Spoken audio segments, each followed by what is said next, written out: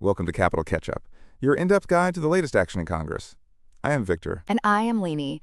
Today we are breaking down a massive wave of newly introduced bills, critical executive nominations, and intense debates on the Senate floor. Let us start with some major healthcare legislation that could directly impact families across the nation. That is right, Lainey. First up is Senate Bill 4472, also known as the Accelerating Access to Critical Therapies for ALS Reauthorization Act of 2026. This bill extends the authorization of the original ALS Act through fiscal year 2031. It is designed to ensure continued federal funding for research and expanded access to experimental treatments for amyotrophic lateral sclerosis, which is a terminal neurodegenerative condition. Yes, and it also refines the grant application process. It requires more rigorous reporting on safety data, efficacy, and clinical trial progress. Plus, the Food and Drug Administration would have to periodically update its action plans for rare neurodegenerative diseases. And the Department of Health and Human Services must submit a report evaluating the effectiveness of these programs. It shows a strong bipartisan push for transparency and better pathways for patients.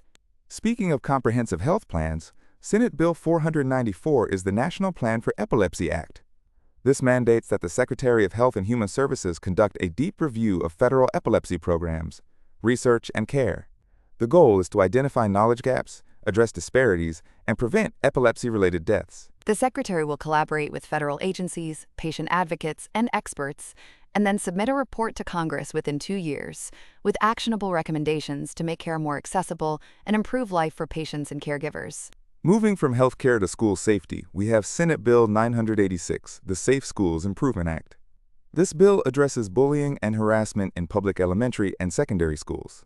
It requires states and local educational agencies to establish clear anti-bullying policies that specifically prohibit harassment based on race, religion, disability, sexual orientation, and gender identity. It also focuses on restorative disciplinary practices rather than just kicking students out of school, and requires public reporting of incident data. The federal government would perform biennial evaluations to make sure these policies are actually working, while still protecting civil rights and free speech. Now let us talk about how Congress plans to manage federal money and accountability. Senate Bill 45 is the Balanced Budget Accountability Act.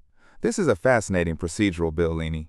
If either the House or the Senate fails to pass a concurrent budget resolution that results in a balanced budget by specific annual deadlines, the pay of members of Congress would be put into escrow or reduced to just $1. That is a direct hit to lawmakers' wallets to force fiscal responsibility. It also introduces a supermajority rule, requiring a 3/5 vote in either chamber for any bill that increases federal revenue. And on the agency side, Senate Bill 181, introduced by Senator James Risch, would require federal agencies to submit zero-based budgets every 6 years. For listeners who might not know, zero-based budgeting means agencies cannot just base their new budget on what they got last year. They have to start from scratch, justify every single dollar they want to spend, and rank their programs by importance. Exactly.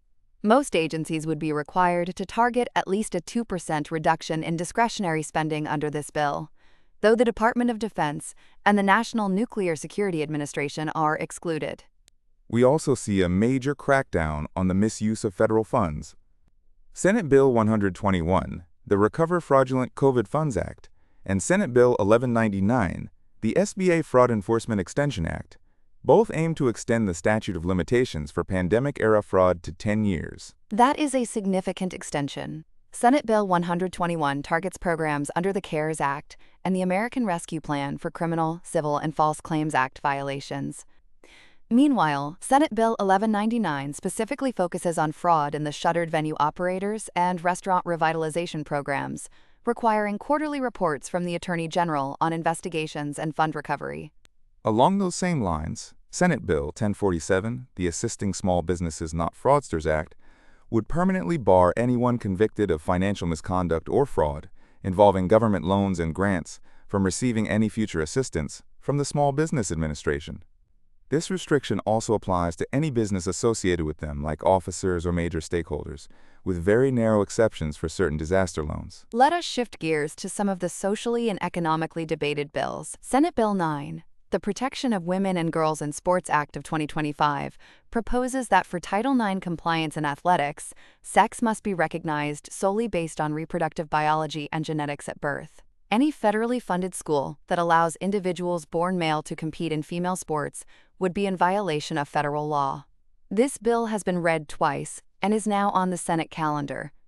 There is also Senate Bill 405, the Protection of Women in Olympic and Amateur Sports Act, which similarly restricts amateur athletic competitions designated for females to individuals whose biological sex is female. It has been referred to the Committee on Commerce, Science, and Transportation. On another front, Senate Bill 334, the American Values Act, seeks to permanently codify restrictions on using federal funds for abortions and involuntary sterilizations. It would amend the Foreign Assistance Act of 1961 and the Peace Corps Act to make sure taxpayer money is never used to perform, coerce, or lobby for these practices internationally. In energy policy, Senate Bill 510, the Financing Our Energy Future Act, proposes expanding the publicly traded partnership ownership structure. Currently, this tax-advantaged structure is mostly reserved for traditional fossil fuel projects. This bill would extend it to green energy, like renewable power generation, energy storage, carbon capture, advanced nuclear, and clean fuels, helping them raise capital more easily. And in tax policy, we have Senate Bill 1169, the Freedom from Unfair Gun Taxes Act. Sponsored by Senator James Risch and Republican colleagues, it would block state and local governments from putting excise taxes on firearms and ammunition manufacturers or dealers. It specifically protects the existing federal excise taxes under the Pittman-Robertson Wildlife Restoration Act, which funds conservation. Turning to the stars, Senate Bill 434 is the Space Commerce Advisory Committee Act. It would establish a 15-member Commercial Space Activity Advisory Committee to advise the Secretary of Commerce and Congress on private space sector challenges, like export controls, regulatory obligations, and radio frequency access, with a 10-year term. And in foreign policy, Senate Resolution 86 addresses United Nations General Assembly Resolution 2758.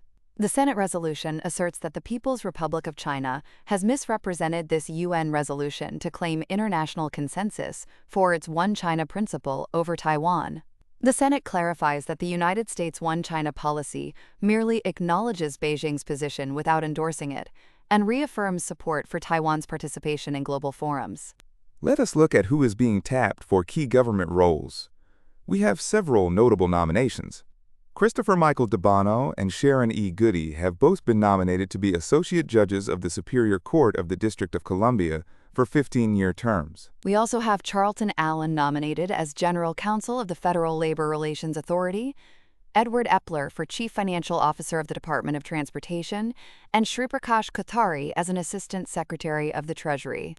For diplomatic posts, John Breslow is nominated as Ambassador to Cyprus, Michael Kavukjian as Ambassador to Norway, and Todd Stegerda as Representative to the United Nations and other international organizations in Geneva, with the rank of Ambassador. Rounding out the nominations, we have Glenn Smith for Undersecretary of Agriculture for Rural Development, Frank Garcia for the African Development Foundation Board, Michael Vance for Assistant Secretary of State for Intelligence and Research, Adam Cassidy as Ambassador at Large for Cyberspace and Digital Policy, Kevin Lilly as Assistant Secretary for Fish and Wildlife, Bradford Pentney Wilson as Archivist of the United States, and William Hague as an Assistant Secretary of the Interior. On the committee front, the Senate Judiciary Committee held hearings on August 5, 2026, to examine several key nominations. These included Anna St. John for the Fifth Circuit Court of Appeals, Gregory Carl Cook for the Northern District of Alabama, D. Adam Candub to be an Assistant Attorney General, and both John Peter Cronin and Jason Mannion for the United States Sentencing Commission. Finally, let us review what actually happened on the floor. In the Senate on August 4, 2026, there was intense partisan debate. Lawmakers resumed a motion to proceed on the AGOA Extension Act, which deals with duty-free trade with African nations. Republicans used the session to highlight the success of the Working Families Tax Cuts legislation, praising its tax relief, the child tax credit, and the elimination of taxes on tips and overtime. Meanwhile, Democrats strongly opposed the nomination of Todd Blanche for Attorney General, raising ethical and corruption concerns. They also criticized the administration's plans to roll back Head Start standards and its management of the reflecting pool renovation. It got heated over government funding, too. Republicans blamed Democrats for past government shutdowns, while Democrats defended their actions to keep the government running and protect federal grants. Over in the House on August 3, 2026, the session was much more administrative, focusing on introducing new bills in healthcare, veteran support, education, finance, and environment, alongside receiving rules from the EPA and FCC before adjourning until August 6th. As we wrap up, listeners should keep an eye on how the Senate proceeds with the AGOA Extension Act and whether the controversial Protection of Women and Girls in Sports Act, which is now on the Senate calendar, gets called up for a vote. We will also be watching the progress of the pandemic fraud extension bills as they move through committees. Thank you for tuning in to Capitol Catch-Up. We will see you next time.